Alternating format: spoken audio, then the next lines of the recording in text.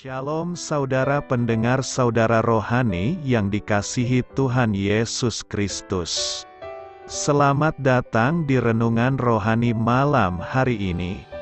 Selamat malam, saya berdoa agar saudara sehat selalu.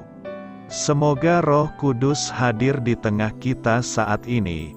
Sebelum kita mulai renungan malam ini, marilah kita bersama-sama berdoa. Bapa kami yang di surga, Bapa di dalam nama Tuhan Yesus Kristus, kami sungguh mengucap syukur, ya Tuhan, oleh karena Engkau sangat baik buat kami. Engkau ada bersama kami dan menopang hidup kami di siang hari dan di malam hari. Engkau ada bersama-sama dan menyertai kami. Tuhan, kami memuji dan bersyukur kepadamu pada malam hari ini, kami masih bisa berkumpul di rumah kami yang kecil ini. Tuhan, saat ini kami hendak mendengarkan firman-Mu. Berilah pengetahuan dan bimbinglah hamba-Mu ini agar apa yang Engkau firmankan dapat bekerja sesuai kehendak-Mu. Buat kami jemaat-Mu, bukalah hati dan pikiran kami untuk mendengar dan menerima firman-Mu. Kiranya firman-Mu ini dapat menjadi berkat bagi kami. Berbicaralah Tuhan, kami sudah siap menerima firman-Mu. Di dalam nama Tuhan Yesus Kristus kami berdoa dan mengucap syukur. Amin. Sahabat saudara rohani, pembacaan ayat emas Alkitab renungan kita malam hari ini.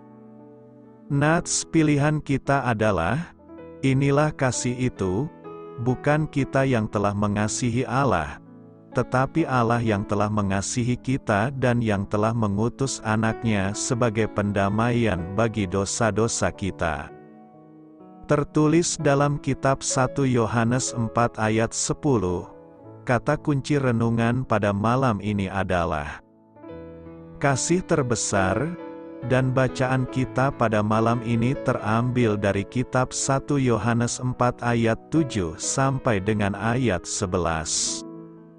Saudara-saudaraku yang kekasih, marilah kita saling mengasihi, sebab kasih itu berasal dari Allah dan setiap orang yang mengasihi, lahir dari Allah dan mengenal Allah. Barang siapa tidak mengasihi, ia tidak mengenal Allah, sebab Allah adalah kasih. Dalam hal inilah kasih Allah dinyatakan di tengah-tengah kita, yaitu bahwa Allah telah mengutus anaknya yang tunggal ke dalam dunia, supaya kita hidup olehnya. Inilah kasih itu, bukan kita yang telah mengasihi Allah, tetapi Allah yang telah mengasihi kita dan yang telah mengutus anaknya sebagai pendamaian bagi dosa-dosa kita. Saudara-saudaraku yang kekasih, jikalau Allah sedemikian mengasihi kita, maka haruslah kita juga saling mengasihi. Tertulis di dalam kitab 1 Yohanes 4 ayat 7 sampai dengan ayat 11. Topik dari ayat emas renungan kita adalah, kasih Allah yang kekal adalah sumber kehidupan kekal kita. Mari kita mulai renungan malam kita. Untuk memulai hal baik, serahkanlah segala sesuatu hanya kepada Tuhan. Kisah inspiratif, pada dinding ruang keluarga kami, di dalam sebuah kotak pajangan kecil, tergantung sebuah harta milik istri saya, Caroline.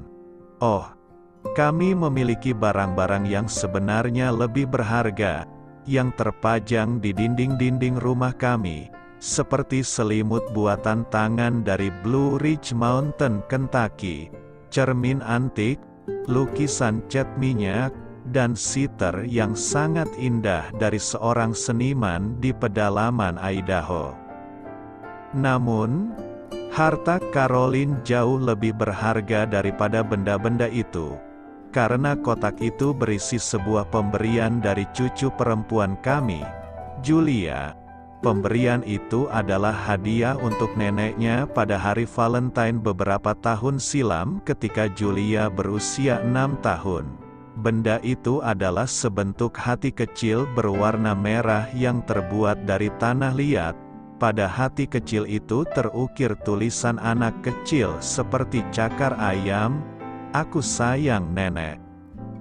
Hati kecil itu kasar buatannya, bagian tepinya tidak rata, dan di sana-sini terdapat bekas jari serta kotor.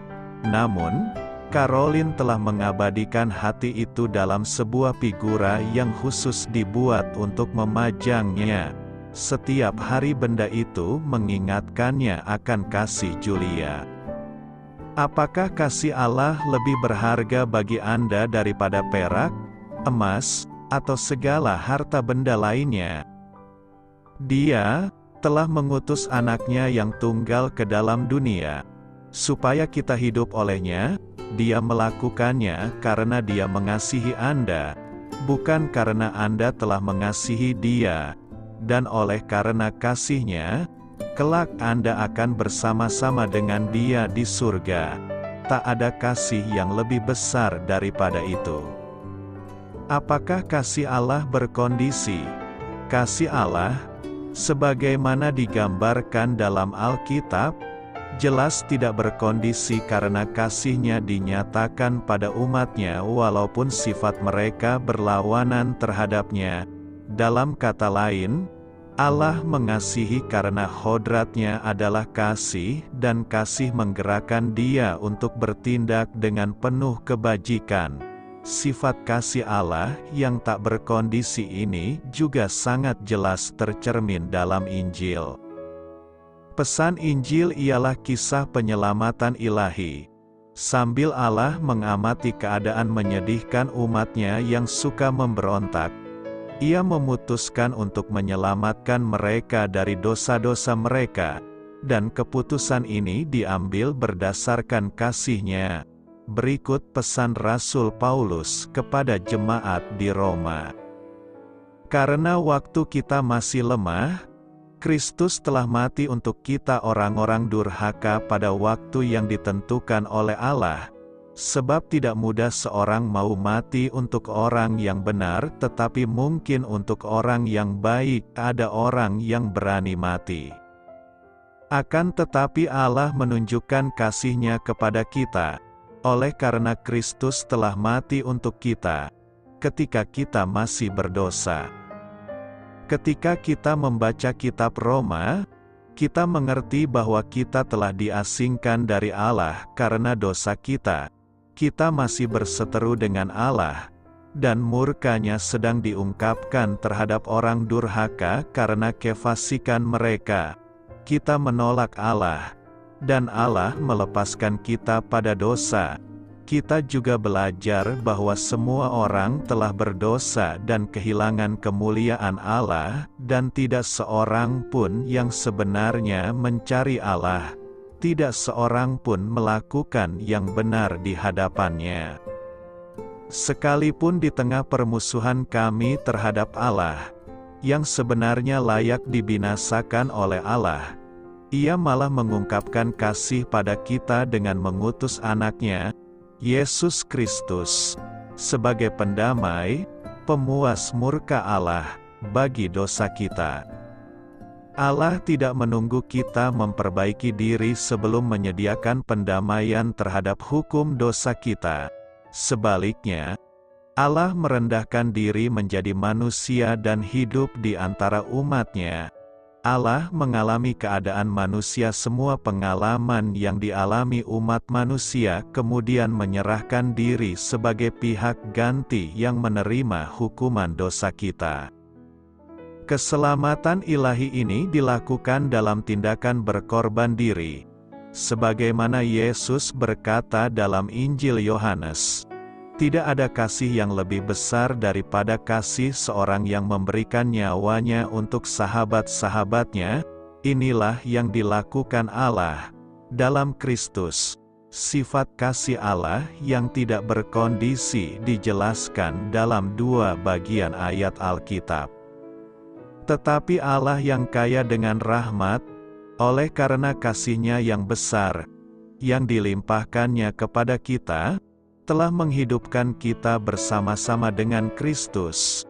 Sekalipun kita telah mati oleh kesalahan-kesalahan kita, oleh kasih karunia kamu diselamatkan. Dalam hal inilah kasih Allah dinyatakan di tengah-tengah kita, yaitu bahwa Allah telah mengutus Anak-Nya yang tunggal ke dalam dunia, supaya kita hidup olehnya. Inilah kasih itu, bukan kita yang telah mengasihi Allah, tetapi Allah yang telah mengasihi kita dan yang telah mengutus Anak-Nya sebagai pendamaian bagi dosa-dosa kita. Ialah penting diingat bahwa kasih Allah adalah kasih yang memulai sesuatu, bukan sebagai respon yang menyusul. Inilah yang membuatnya tidak berkondisi. Jika kasih Allah berkondisi, maka kita harus melakukan sesuatu untuk melayakkan diri menerimanya. Jika demikian, kita harus mencari cara memuaskan murka-Nya dan membersihkan diri dari dosa sebelum Allah bakal mengasihi kita. Ide tersebut bukanlah pesan Alkitabiah. Pesan Alkitabiah Injil ialah bahwa Allah, yang tergerak oleh kasih-Nya, menyelamatkan umat-Nya dari dosa tanpa kondisi. Selamat beristirahat malam dalam kasih setia Tuhan. Doa saya menyertai saudara sekalian. Mari bertumbuh dalam iman bersama saudara rohani. Mari subscribe saudara rohani, dan bagikan renungan ini. Saya memberkati Anda agar sewaktu Anda mencarinya dari Dia, Bapa Surgawi Anda akan memberikan bagi Anda roti harian Anda. Dalam nama Yesus Kristus, Tuhan yang berkuasa atas alam semesta dan menuntun kita kepada iman yang menyelamatkan, Tuhan Yesus menyertai senantiasa. Terima kasih sudah berkenan mendengarkan renungan malam saudara rohani. Tuhan memberkati. Amin.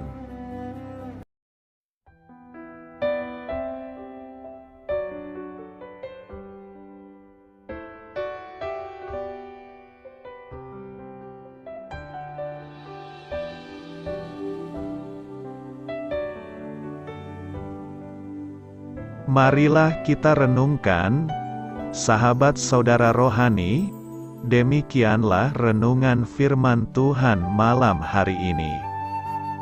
Semoga menjadi berkat di dalam hidup kita dan menjadikan kita pribadi yang lebih baik. Sebelum kita beristirahat pada malam hari ini, marilah kita berdoa. Bapa kami yang di surga, Bapa di dalam nama Tuhan Yesus Kristus, kami sungguh mengucap syukur, ya Tuhan, oleh karena Engkau sangat baik buat kami. Engkau ada bersama kami dan menopang hidup kami di siang hari dan di malam hari. Engkau ada bersama-sama dan menyertai kami, ya Tuhan Yesus. Kami mengucap syukur untuk firman-Mu, ya Tuhan, yang memberikan kami kekuatan dan menyadarkan kami bahwa kami tidak perlu takut dengan gelap dan malam. Sebab Tuhan, Engkau ada bersama kami. Engkau melindungi kami dan menjadi perisai bagi kami hamba-Mu berdoa saat ini. Tuhan, untuk setiap pendengar renungan ini yang mengalami ketakutan, kecemasan, kegelisahan, pada situasi gelap dan malam hari di dalam nama Tuhan Yesus Kristus. Kuasa Tuhan melepaskan mereka dari segala ikatan roh-roh ketakutan yang mengikat mereka saat ini. Tuhan melepaskan setiap anak-anak-Mu dari segala rasa takut dan kecemasan. Di dalam nama Tuhan Yesus segala kuasa-kuasa roh jahat, kuasa setan iblis yang mengganggu anak-anak-Mu, ya Tuhan, tolong hancurkan dan halaukan dengan kuasa-Mu. Dalam nama Tuhan Yesus Kristus, berkati setiap kami anak-anak-Mu, Ya Tuhan, dan lindungilah kami aman di dalam Engkau. Ya Tuhan, penuhilah setiap hati kami dengan keberanian, damai sejahtera, dan sukacita serta ketenangan yang dari Tuhan. Berkati kami di malam hari ini, saat kami tidur dan beristirahat. Kuasa-Mu, ya Tuhan, menaungi setiap kami, memberkati dan melindungi kami. Bangunkanlah kami kembali besok pagi dengan kekuatan yang baru, tubuh yang sehat diberkati Tuhan, dan berkat-berkat yang baru Tuhan sediakan bagi kami. Terima kasih, ya Tuhan, kami sungguh mengucap syukur untuk firman-Mu yang menguatkan kami. Dalam nama Tuhan Yesus Kristus Juru Selamat kami, Bapa kami yang baik, kami mengucap syukur dan berdoa haleluya. Amin. Biarlah firman Tuhan menjadi pengingat untuk kita semua, bahwa tuntunan dari Roh Kudus akan selalu memberi jalan keluar bagi setiap permasalahan hidup kita, dan memberi kedamaian di hati kita. Amin. Sampai jumpa di renungan malam saudara rohani berikutnya.